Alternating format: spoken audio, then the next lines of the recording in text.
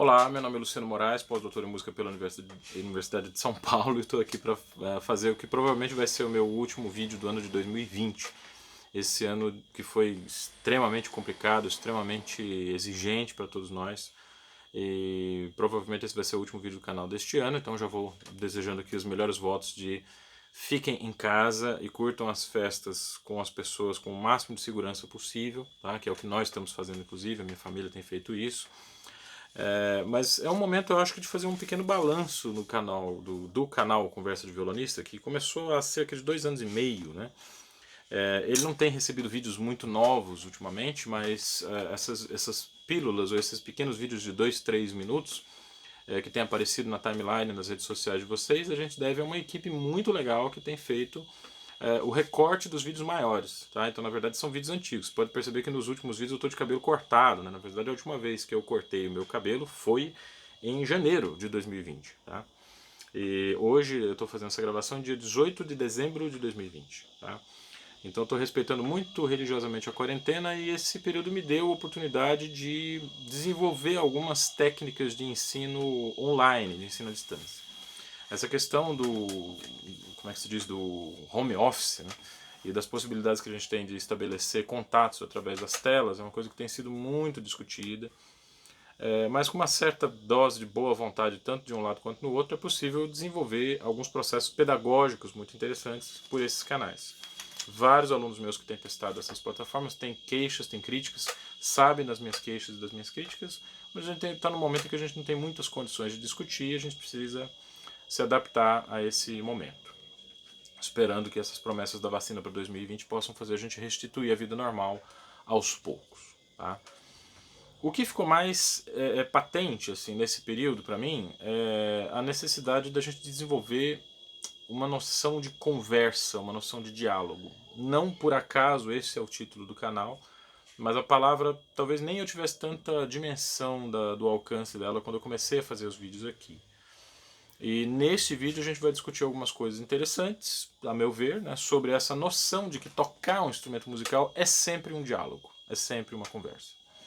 E através dos pequenos exemplos e de algumas discussões aqui que eu preparei para esse vídeo, a gente pode deixar essa noção talvez um pouco mais clara e quem sabe terminar, né, assim, o arco da passagem, vamos dizer, pela experiência desse vídeo, dessa conversa, de certa maneira uma conversa que vocês estão tendo comigo, a gente pode sair daqui com alguma coisa de essencial para tentar preservar a partir desse momento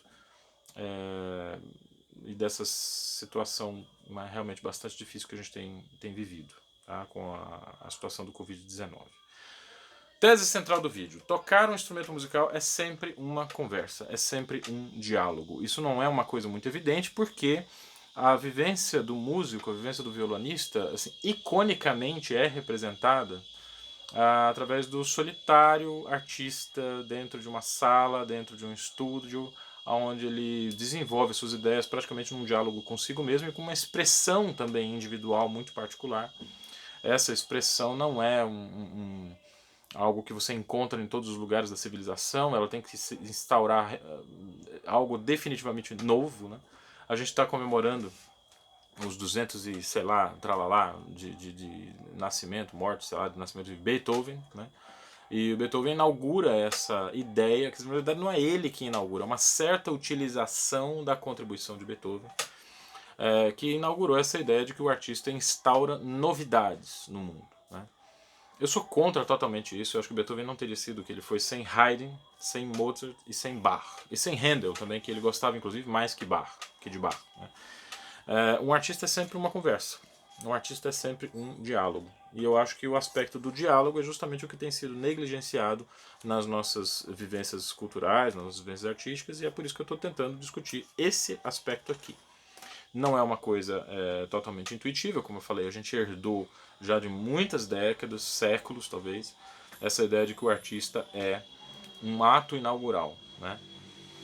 Mas o primeiro aspecto no qual a gente pode contestar completamente essa ideia é a gente pensar que mesmo um músico fechado, isolado, trancado dentro de uma sala, no meio de uma pandemia mundial que obrigou todas as pessoas a ficarem isoladas dos seus entes queridos, dos seus professores, dos seus parceiros e colegas de música de câmara, como é o meu caso com o trio elipsoidal, né? Mesmo com essa situação de total isolamento, O ato de pegar um instrumento e tocar significa já uma conversa com alguma coisa. Uma conversa com conceitos que foram aprendidos em um contexto de coletividade. Tá? Esses conceitos, né, geralmente são aprendidos com pessoas, as quais nós chamamos ordinariamente de professores, né, que têm uma carga de diálogo um pouco maior do que a nossa. Na minha concepção, pelo menos, a diferença entre o professor e o estudante é a carga de diálogo que essa pessoa tem dentro de uma determinada área. Recentemente, uma conversa que pareceu muito árida, né, e muito ácida também, aqui no canal Conversa de Violonista, acabou se desenvolvendo para um diálogo extremamente frutífero, onde a gente pôde perceber claramente o quão limitadas eram as especialidades particulares às quais nós nos dirigíamos, vamos dizer assim. Quer dizer, um usuário que tem uma formação uma experiência bastante longa em EAD, em ensino à distância, e o outro aqui, do lado de cá, um cara que tem uma experiência musical, né? Que às vezes passa um pouco da conta em relação ao nível de detalhe com o qual a gente pode tratar determinados aspectos. Essa conversa para mim foi muito interessante, não só pelo fato de a gente ter conseguido sair de uma situação de hostilidade para uma situação de simpatia, de empatia e de colaboração, que eu acho que essa é a grande escola de comunicação não violenta, né, que o canal Conversa de Violonista tem proporcionado, não só para mim, mas para todos os usuários que aqui escrevem. A gente tem uma preocupação muito grande com a gentileza, com cuidado, né? Mas eu acho que essa experiência de diálogo com a questão do EAD coloca a gente sempre no limite daquilo que pode ser dito por um determinado canal que está sendo utilizado naquele momento. É também uma ilusão, né? Não vamos também romantizar a vida que a gente tinha antes da pandemia. Sempre existiu incompreensões, sempre existiram situações em que a gente não é capaz de dizer aquilo que a gente pensa, que a gente sente, e situações em que a gente não é capaz de ouvir o que o outro está dizendo para a gente na linguagem própria deste outro, né? A coisa mais comum do mundo é a gente se ver diante de uma partitura e não entender o sentido dessa partitura. E, no entanto, o diálogo ali está posto, né? O diálogo é com o conceito, com a música e com a obra. A primeira ideia, então, que eu queria que ficasse bem claro aqui nesse vídeo, é de que tocar um instrumento é sempre um diálogo a partir de uma pessoa que representa outros diálogos. Um professor de música dialogou mais, conversou mais do que os seus estudantes. É também um diálogo não só com conceitos e com professores, com mestres, é um diálogo com uma comunidade, tá? Ninguém se torna artista sozinho. No mínimo, outro violonista você chegou a ouvir para ter vontade de tocar violão. Se esse violonista não foi bom, ou não era bom, pelo menos em alguma coisa, em algum aspecto, né? Lógico que essa vontade não teria sido despertada. Provavelmente a minha vontade de tocar violão veio do meu tio Elias, né? Meu tio Elias, que tocava muito bem violão, é um amador, muito dedicado, entende bastante da linguagem musical do violão para acompanhador. E ele tinha algumas coisas em relação à musicalidade, ao controle do andamento, que é uma coisa que hoje eu percebo com muita clareza, que era algo que ele tinha a oferecer realmente, mesmo que ele não tivesse uma formação musical completa, né? É um sujeito que consegue ter um controle do andamento e, a partir do andamento, proporcionar uma comunicação musical que é sempre muito gostosa de ouvir, né? É bem diferente ouvir o meu tio e ouvir outros violonistas, até profissionais, né, que apertam o andamento até fazer a gente se sentir um pouco angustiado ali, com aquela pressa, né, de tocar num andamento provisoriamente ou teoricamente imaginado, mas que às vezes não corresponde à acústica da sala, ao texto que está sendo cantado, ou à própria ideia musical mesmo que ele está exprimindo através desse instrumento, né? Então isso é um tipo de sensibilidade bastante interessante, bastante marcante, que o meu tio tinha desenvolvido em um alto grau, não sei porquê, né? Mas isso me chamou a atenção, né? Esse aspecto foi o que me chamou a atenção. Ou seja, mesmo que a gente não tenha contatos com violonistas profissionais, né, algo que nos chama a atenção tem que ser profundo. E a definição de profundidade que eu estou dando é exatamente abertura para o diálogo, tá certo? A comunidade, que a gente chama, que é o que influencia, a gente nos torna capazes de escolher ser profissionais ou amadores, ou nos dedicarmos em algum grau à música. Essa comunidade não é só de amigos e pessoas que tocam, colegas, professores. Ela também é a comunidade de concertos. Concertos de música clássica geralmente são organizados por associações, por entidades que estão preocupadas em trazer violonistas, artistas, pianistas, músicos, orquestras, violinistas, cantores, para que a vida cultural da cidade tenha algo de diverso a ser oferecido para além da indústria cultural. essa comunidade é que normalmente é responsável pelas experiências musicais mais marcantes dos estudantes. A Cultura Artística de Piracicaba, a Cultura Artística de São Paulo, por exemplo, foram os responsáveis pelas visitas, algumas visitas realmente meteóricas, né? Artistas de primeira grandeza que vêm por causa de uma comunidade que se preocupa com aquela forma de arte e tem essa disposição, né, de organizar os concertos e fazer com que esses ambientes sejam frequentados. Tá? Existe também a possibilidade de a gente entender essa comunidade como de outras artes. Um livro que a gente lê que menciona a música, ou uma poesia que nos coloca em uma outra dimensão humana, ou mesmo um livro a respeito de música. O cinema é uma arte que veicula muito conhecimento musical, veicula muito repertório, né? Outras artes também favorecem muito a possibilidade que a gente tem de se relacionar exclusivamente com o violão.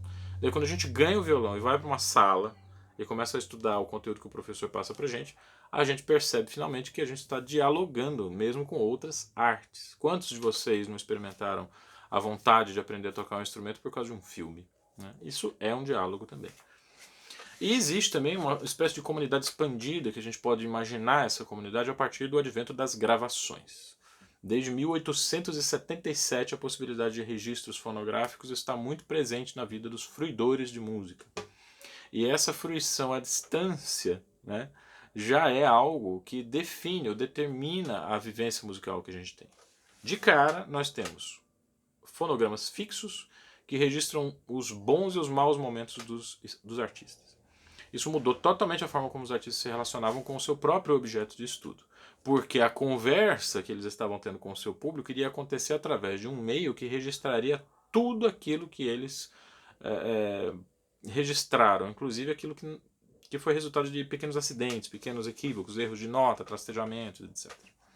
Tudo isso fica registrado para a posteridade. A forma de estudar desses músicos, então, modifica-se radicalmente. E esse é uma consequência, né, de uma mudança essencial no tipo de diálogo que acontece entre artistas e plateia.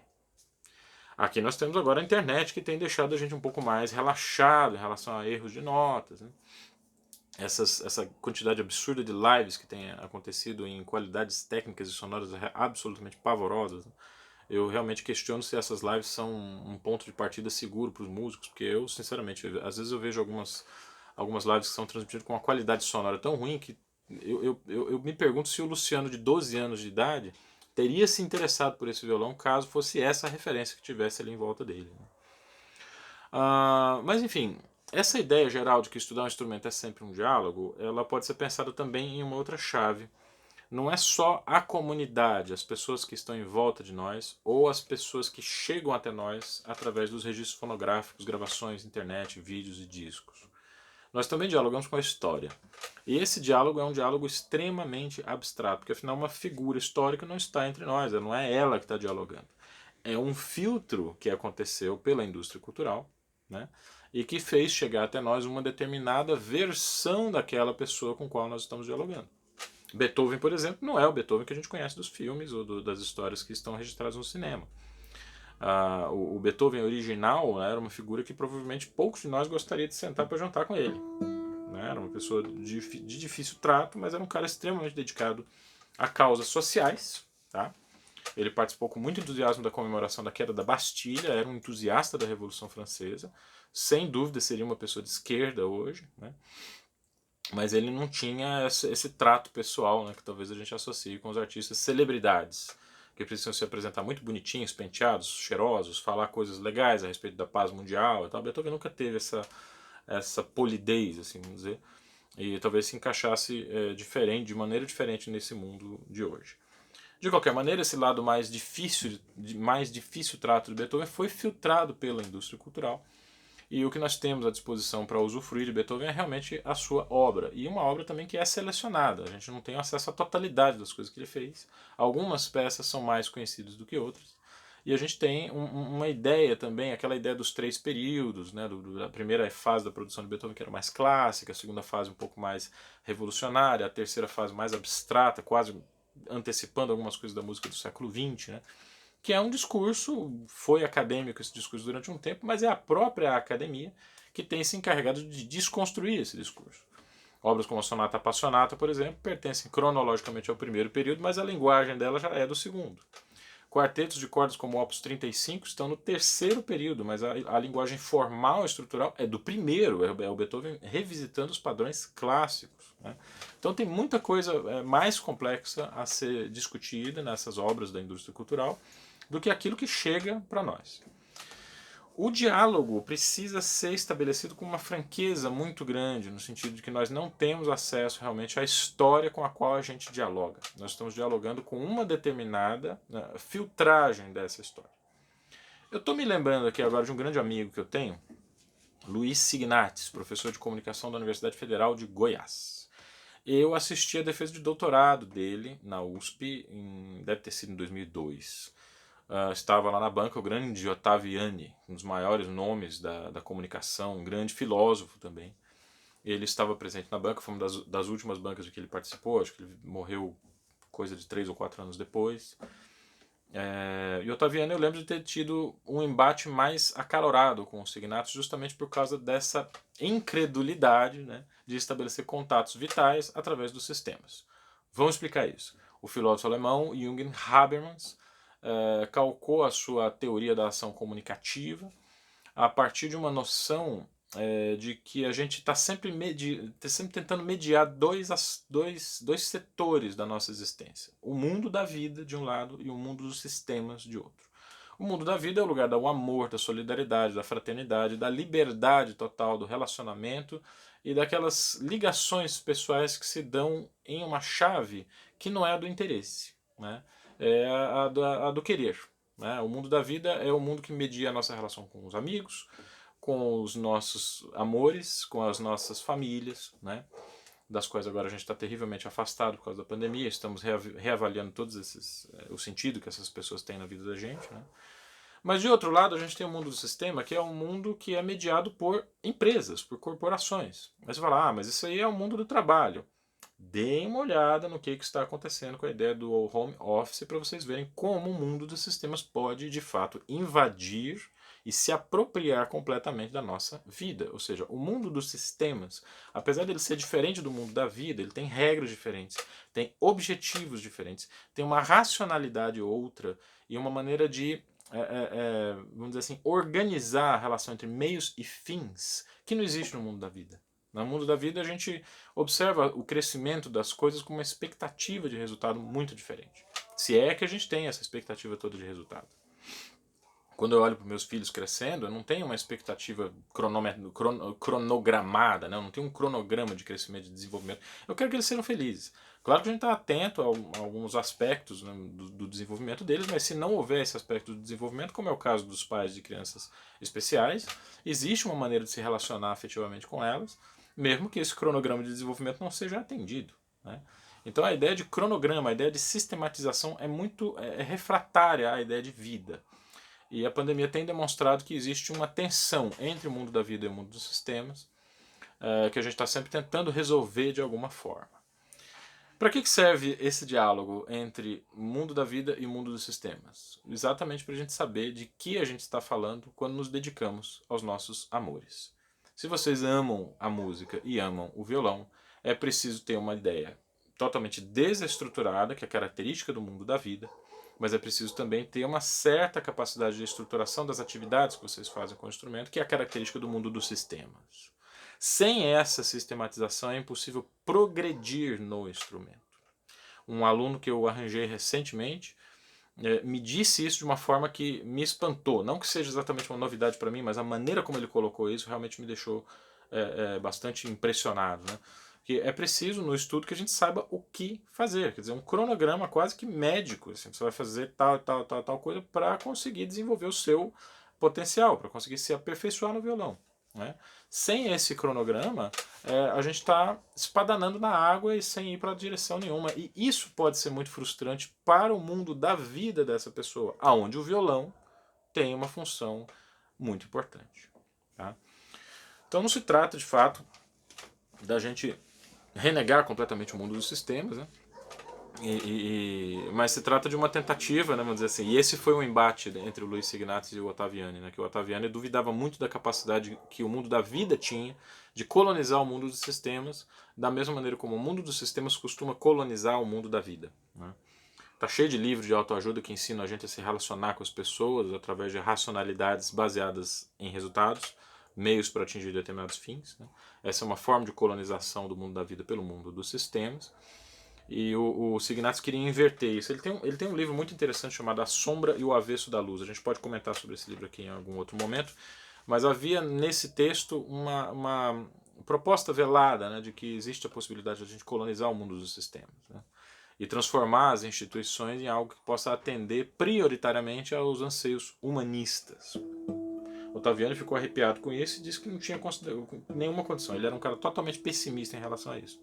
A resposta do Signatis foi maravilhosa. Ele disse: eu não posso desistir de tentar salvar um espaço para o mundo da vida, mesmo que a sombra sistêmica que avance sobre a humanidade pareça ser algo tão intransponível, algo tão difícil de lidar. Tá? Eu gostaria de dar um exemplo mais ou menos prático em relação ao que significa essa concepção, né, do violão e da música como um diálogo, mesmo que a gente esteja trabalhando uma peça solo, mesmo que a gente esteja trabalhando sozinhos. Eu já comentei aqui no canal Conversa de Violonista a respeito de uma edição do Cauã Canilha dos 25 estudos do Matteo Carcassi. Mas eu estou refugiado na casa do meu sogro e não tenho esse trabalho aqui comigo. Eu estou mostrando para vocês aqui, deve estar invertido na câmera, não sei. Mas uma edição de Simon Winberg dos estudos do Carcassi, que é a edição que o Edelton Gleiden utilizou com o Cauã Canilha, inclusive, embora o Cauã tenha utilizado muitas outras edições, né? Mas é uma edição bastante interessante com os dedilhados originais, né, do Carcassi, que dão para a gente a oportunidade de observar algumas diferenças que existem, por exemplo, em relação à versão mais conhecida, que é uma revisão do Miguel Liobé. Tá? Antes de passar, por exemplo, prático, eu queria falar rapidamente assim dessa questão da edição de partituras, especialmente no caso dos estudos do Matteo Carcassi. Miguel Liobé é o aluno mais importante, talvez, mais se é que a gente pode dizer isso. Tem Josefina Robledo também, tem uma série de outros músicos que precisam ocupar esse panteão, né? Mas o Miguel Liobé talvez tenha ficado mais conhecido por várias contingências que a gente pode discutir em outro momento. Mas é um dos seus alunos mais fiéis, um dos seus discípulos mais notados e um dos que teve a carreira mais abrangente como concertista. Ele era também, Miguel Liobé também era um compositor de muitos méritos e escreveu muita música para o instrumento que figura no repertório até hoje. Todos os compositores, isso aqui é interessante a gente observar, todos os compositores violonistas, até Andrés Segovia, que nasceu em 1893, dedicaram uma parte importante da sua produção como compositores para obras didáticas. Tá? Então Fernando Sor tem uma obra didática muito importante, Matteo Carcassi tem uma obra didática muito importante, Aguado, todos eles escreveram para iniciantes ou para estudantes. Miguel Liobé não fez isso. Ele escrevia para si próprio, ele escrevia obras para nutrir, vamos dizer, o repertório das suas turnês, em que ele tocava música de outros compositores, celebrava as composições do seu mestre Tárrega, mas também apresentava suas próprias composições. Quando chegou o momento dele escrever ou pensar uma proposta didática, uma proposta de obras de repertório para estudantes, ao invés dele escrever da sua própria lavra uma obra para esse público, ele fez uma revisão dos 25 estudos melódicos e progressivos de Matteo Carcassi. Ou seja, é como se ele estivesse dizendo para a gente, eu estou imaginando, a gente está aqui dialogando, né, com o Liobé, é como se o Liobé estivesse dizendo assim, não é importante escrever hoje uma nova obra didática para os estudantes. É importante a gente conhecer o passado e perceber como esses mestres conseguiram resumir nas suas obras tudo aquilo que um violonista precisa saber. Isso é muito verdadeiro no caso das obras do Matteo Carcassi. Monina Távora, professora dos irmãos Assad e dos irmãos Abreu, fez uma lista de uns 10, 15 estudos do Matteo Carcassi que era necessário que todo violonista dominasse muito bem para que fizesse qualquer coisa no instrumento. O Edelton Gleiden é mais radical e diz que a gente tem que tocar todos os 25. De qualquer maneira, essa radicalidade parece pouco perto da militância de Miguel Liobé, que fez uma edição atualizada dessas obras. O diálogo que o Liobé estabelece com o Matteo Carcassi é o diálogo da tradição romântica e do estilo romântico de execução. Vamos encontrar aqui o estudo número 16, em Fá maior. Ele tem uma melodia bastante singela, baseada em notas repetidas, né, em um padrão que se repete um grau acima. Certo? Esses primeiros 4 compassos já são em si um diálogo entre esta melodia lírica e um acompanhamento em forma de pulsação de notas repetidas.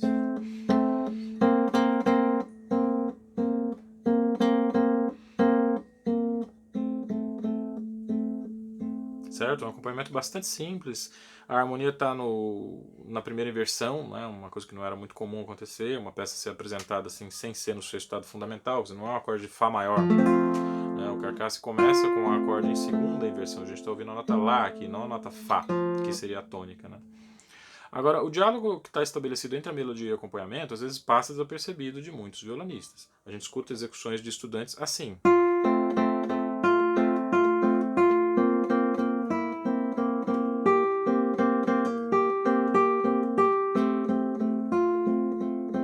Como se a melodia e o acompanhamento não fossem um diálogo, não fossem uma conversa. Ora, para você fazer um som dialogar com o outro, você tem que colocar ele em outro plano. Ou em outro timbre. Algo tem que ser feito entre esses sons para que a gente consiga ouvir um diálogo. Diálogo é compartilhamento de pontos de vista diferentes. Então esses sons têm que ser colocados em pontos de vista diferentes para que eles possam começar a dialogar. É uma coisa muito difícil porque o acompanhamento é composto de 2 notas repetidas. E a melodia é uma nota só na primeira corda. Nenhuma corda do violão é tão potente assim, a ponto de conseguir se destacar de uma pulsação de acompanhamento feita por 2 cordas ou mais cordas. Né? Então é preciso que a gente tenha realmente muito empenho na nota da primeira corda e a segunda e a terceira corda sejam tocadas com muito carinho, com muita gentileza. Essa é aquela situação em que a gente está conversando com uma pessoa que a gente ama muito e nota a necessidade de recuar no diálogo para ouvir essa pessoa. E em muitos relacionamentos a gente percebe que a gente quer ser protagonista, né? E falar muito do que a gente faz, falar muito do que a gente sente. Mas às vezes é necessário, mesmo que a gente esteja falando pontualmente, que a gente escute mais a pessoa que está falando com a gente do que falando com ela. É exatamente essa impressão que eu tenho quando eu sou levado a tocar essa figura de acompanhamento do estudo número 16 do Carcasse. Eu estou tentando ouvir o Fá, essa nota Fá, a primeira corda. Mesmo que eu tenha que falar Dó, Dó, Dó. Eu falei Dó, cantei lá. Dó, Dó, Dó. Mesmo que eu tenha que cantar essas notas de acompanhamento, eu preciso continuar escutando a sustentação da nota Fá, o que não é nada fácil, porque nessa corda as notas não são muito longas. Por que eu fiz isso crescendo? Porque no segundo compasso, apesar da primeira nota ser Fá, a primeira nota do acompanhamento é Si bemol Dó. Então não é a harmonia de Fá maior mais, é a harmonia de Dó com sétima. Só que o Fá é uma nota que puxa do compasso anterior, aquela vontade de continuar no Fá. Né? É como se ela estivesse criando uma tensão que impede a mudança total da harmonia de Fá para Dó. Essa tensão precisa ser expressa através de um pequeno crescendo na voz principal.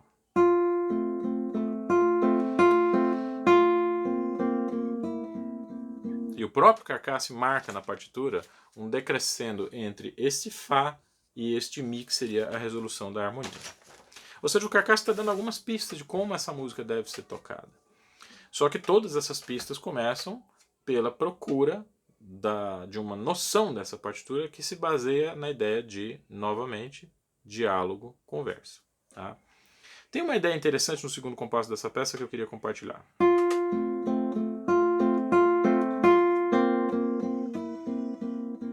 Vocês podem voltar a fita para ouvir, mas quando eu toquei esse Fá do segundo compasso, a figura de acompanhamento eu toquei quase tão forte quanto a nota da melodia, ou seja, eu ignorei completamente a separação entre melodia e acompanhamento e toquei a nota do acompanhamento tão forte quanto seria a melodia. Para quê? Para expressar essa tensão desse acorde e marcar, demarcar de maneira mais clara a resolução desse acorde no Dó com sétima, certo?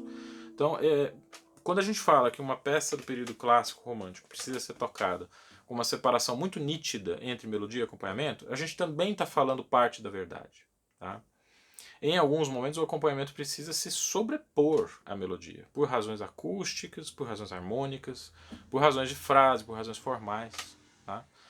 Não é simples, não é nada simples a gente definir um esquema, tá?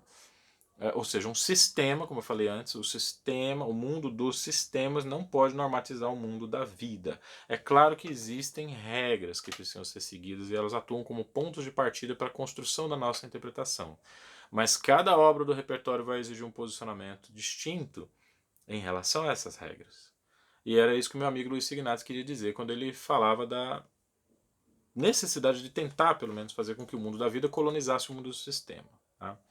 Nesse caso, a gente tem uma regra sendo subvertida claramente.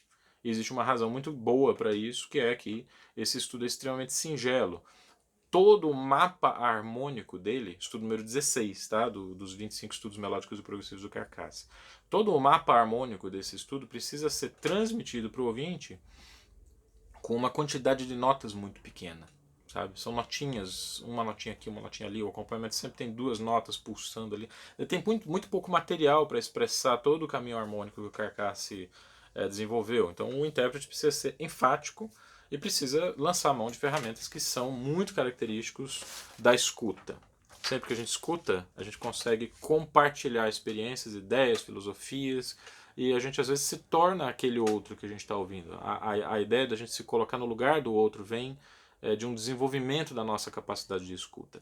É isso que acontece com uma melodia que de repente se torna mais suave do que um acompanhamento. Tá? Um elemento se torna o outro porque esses dois elementos estão conversando. É aqui que eu queria chegar. Mesmo uma obra solo, uma peça escrita para violão solo, como essa do Carcasse, ela nos possibilita uma conversa com nossos professores que nos ensinaram a tocar essa peça, com a nossa comunidade em torno, que nos deu ideias de como tocar aquilo, com as gravações, que são a nossa comunidade expandida, mas também com as regras que estão estabelecidas para executar determinados estilos, e também uma conversa com o nosso conhecimento de harmonia, o nosso conhecimento de fraseado, o nosso conhecimento de estilo e de forma. O diálogo com essas ideias que a gente tem não tem outra função que não ajudar a gente a tocar melhor. Se a gente conhece todas essas regras e toca o Carcasse com todas as notas iguais, a gente está falando para todo mundo que a gente não usa o conhecimento que a gente tem. Ou que a gente sabe de algumas coisas, mas não utiliza essas coisas. Tá? O poeta alemão Rainer Maria Rilke disse num poema muito especial dele que nós somos um diálogo. Ou seja, o ser humano é um diálogo. Não é que o ser humano faz alguma coisa ou faz várias coisas, dentre elas dialogar uns com os outros. Não, o ser humano é o resultado de um diálogo. A própria possibilidade da existência humana se dá a partir de uma conversa, né? A partir de um diálogo entre um pai e uma mãe que de repente gera um terceiro ser. E esse ser só existe por causa de um diálogo e ele vai continuar, ele vai prolongar esse diálogo no futuro que está reservado para ele. Né? Eu acho que a arte e as humanidades são importantes exatamente por causa disso. Porque se por um lado é possível que a gente se isole completamente e fique trabalhando home office, fazendo aulas, disciplinas EAD, absorvendo conteúdo, né? Uma palavra que está muito em moda na internet hoje, que eu detesto também essa coisa. O meu conteúdo, o conteúdo do meu canal, né? Essas coisas. Se por um lado é possível que a gente se isole completamente nesse novo mundo que foi imposto a nós na pandemia, por outro lado, esse mundo novo privilegia muito pouco a questão da conversa, do diálogo. É muito fácil sair de uma comunidade, é muito fácil discutir um comentário, é muito fácil ofender alguém através de uma tela de computador, é muito fácil renegar alguém ao absoluto silêncio, bloqueando essa pessoa do nosso WhatsApp ou bloqueando essa pessoa num grupo, numa comunidade de Facebook.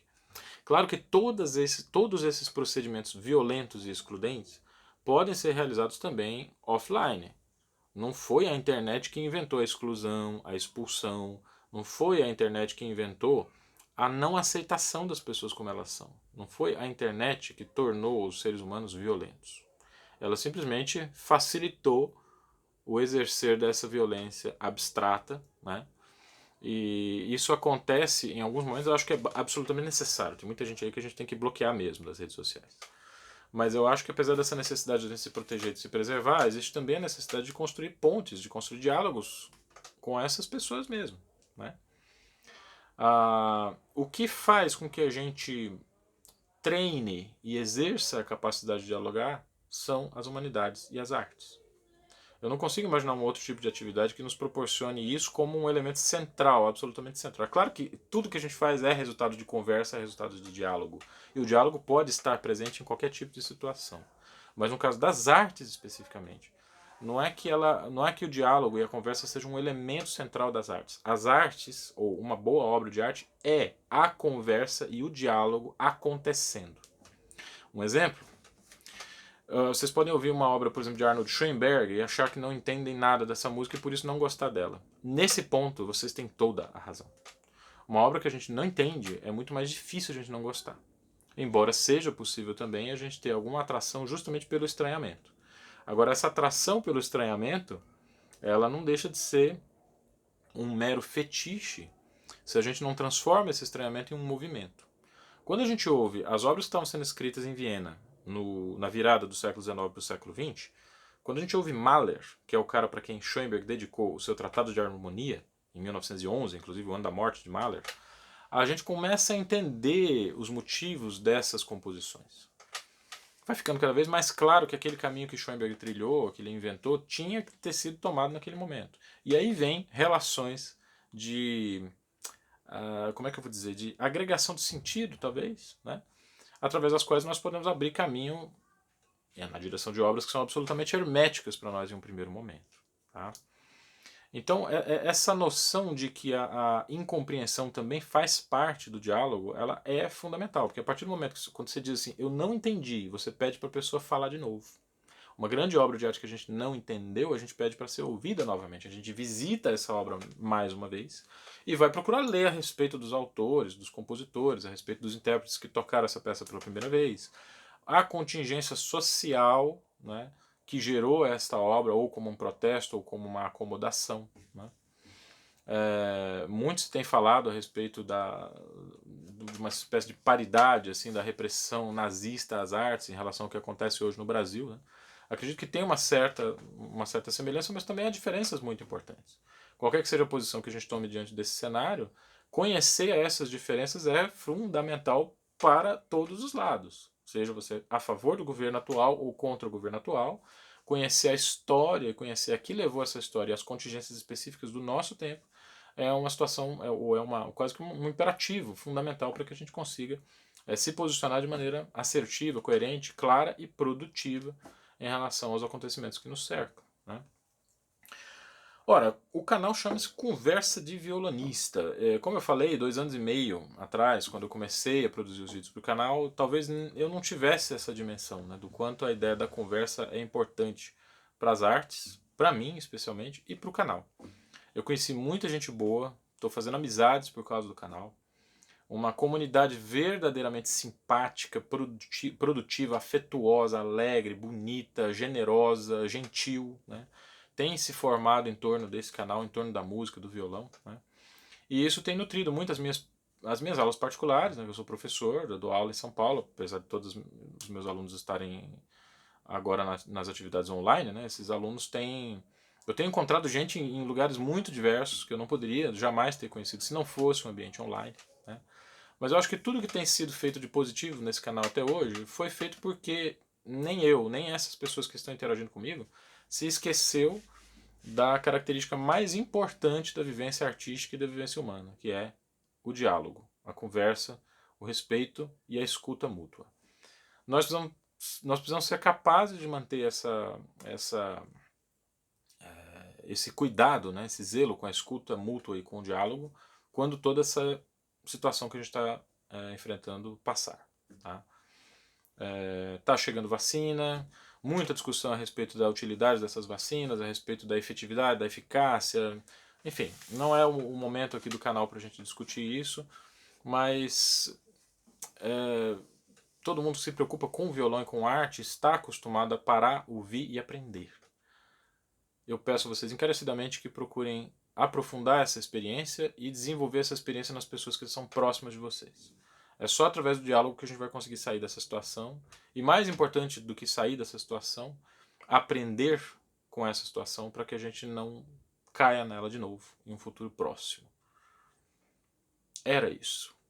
Muito obrigado pela audiência de vocês, muito obrigado pela participação, pela presença. Boas festas. Feliz 2021, porque 2020 não está dando mais. E quero também expressar aqui minhas condolências às pessoas que perderam entes queridos e amigos por causa do Covid-19.